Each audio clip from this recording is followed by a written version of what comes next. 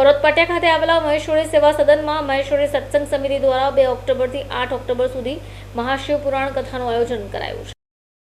પર્વત પાટિયા ખાતે આવેલા મહેશ્વરી સેવા સદનમાં મહેશ્વરી સત્સંગ સમિતિ દ્વારા 2 ઓક્ટોબરથી 8 ઓક્ટોબર સુધી મહાશિવ પુરાણ કથાનું આયોજન કરવામાં આવ્યું છે।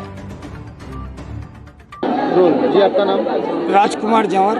आज क्या फंक्शन है आपके इधर? मेवाड़ माहेश्वरी समाज एवं माहेश्वरी सत्संग समिति के तत्वाधान में रजत जयंती वर्ष के उपलक्ष्य में शिव महापुराण कथा का आयोजन किया गया है। 2 अक्टूबर से 8 अक्टूबर के बीच आज ये 6ठा दिन है और शिव महापुराण कथा का जो पठन कर रहे हैं, जो वक्ता हैं, उनका नाम श्री भरत किशोर जी महाराज हैं और वह उत्तराखंड से ऋषिकेश से आए हैं।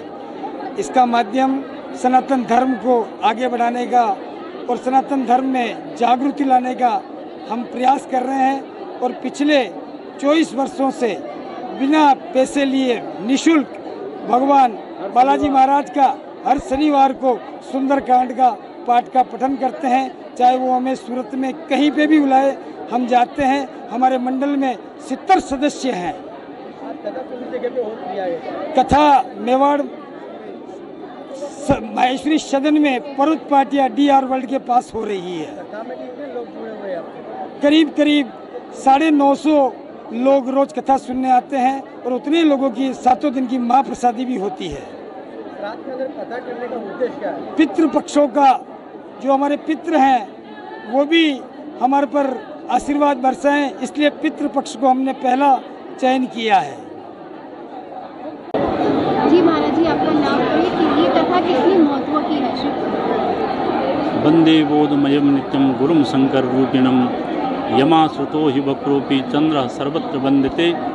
सज्जनों, हमारी पावन सनातनी संस्कृति में जन्मदाता, जन्म देने वाली माँ को ही प्रथम गुरु कहा गया है और फिर दूसरे गुरु पिता को माना गया है, तीसरे गुरु आचार्य को कहा गया है।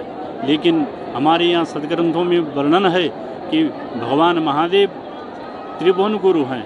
ऐसे त्रिभुवन गुरु महादेव की पावन पवित्र कथा को यहाँ पवित्र गुजरात प्रांत के सूरत शहर में माहेश्वरी समाज के द्वारा जो आयोजित है, आज कथा का 6ठम दिवस है। बड़े हर्ष और उल्लास के साथ हमारी मेवाड़ माहेश्वरी समाज के लोग, माहेश्वरी सत्संग समिति के लोग बड़ी श्रद्धा और भाव के साथ इस कथा का आयोजन करवा रहे हैं। हमें बहुत प्रसन्नता है कि महादेव जो जन जन का कल्याण करने वाले हैं, ऐसे महादेव के नाम मंत्र की जाप करते हुए लोग इस पवित्र शिव महापुराण की कथा में सराबोर होकर के खूब डुबकी लगा रहे हैं। हमारे शिव महापुराण में ऐसा वर्णन है कि इस कलिकाल में अगर जीव मात्र को धन्य बनाने वाली कोई कथा है, जीव का कल्याण करने वाला कोई नाम है, तो भगवान महादेव का पंचाक्षर मंत्र ओम नमः शिवाय है। भगवान महादेव की कथा है। जो श्राद्ध चल रहा है, ऐसी कथा हो रही है, क्या कहोगे इस बारे में? श्राद्ध हमारे यहाँ प्रत्येक मानव के ऊपर 3 ऋण होते हैं जन्म से ही। पहला ऋण देव ऋण, दूसरा ऋण ऋषि ऋण, तीसरा ऋण पितृ ऋण। सज्जनों, इन ऋणों से पूर्ण करने के लिए हमारे महापुरुषों ने, ऋषियों ने उपाय बताया है। जब हम लोग ऐसे श्राद्ध पक्ष में अपने घर में देवताओं की पूजा करते हैं तो हम देव ऋण से उऋण होते हैं। ये सदग्रंथ हमें ऋषियों की देन है। ऋषियों ने हमें ग्रंथ दिए, वेद दिए, पुराण दिए, उपनिषद दिए, शास्त्र दिए। जब हम इन सदग्रंथों का पाठ करते हैं अथवा तो श्रवण करते हैं तो कहीं न कहीं हम ऋषियों के ऋण से उऋण हो जाते हैं। और आखिरी और तीसरा ऋण है पितृ ऋण, जो मनुष्य के जीवन में सबसे महत्वपूर्ण है।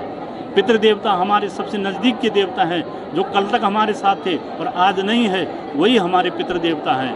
तो इन पितरों का इस पितृपक्ष में हर किसी सनातनी को पूजा करनी चाहिए। अपने घर में ब्राह्मण भोजन, पितरों के निमित्त तर्पण, यज्ञ हवन करवाना चाहिए। तो इससे हम कहीं न कहीं पितृ ऋण से उऋण होते हैं। और जब हम पितृ ऋण से उऋण होते हैं तो हमारे जीवन में किसी भी प्रकार का पितृदोष नहीं रहता और हमें हर कार्य में सफलता मिलती है, घर में सुख और समृद्धि बनी रहती है।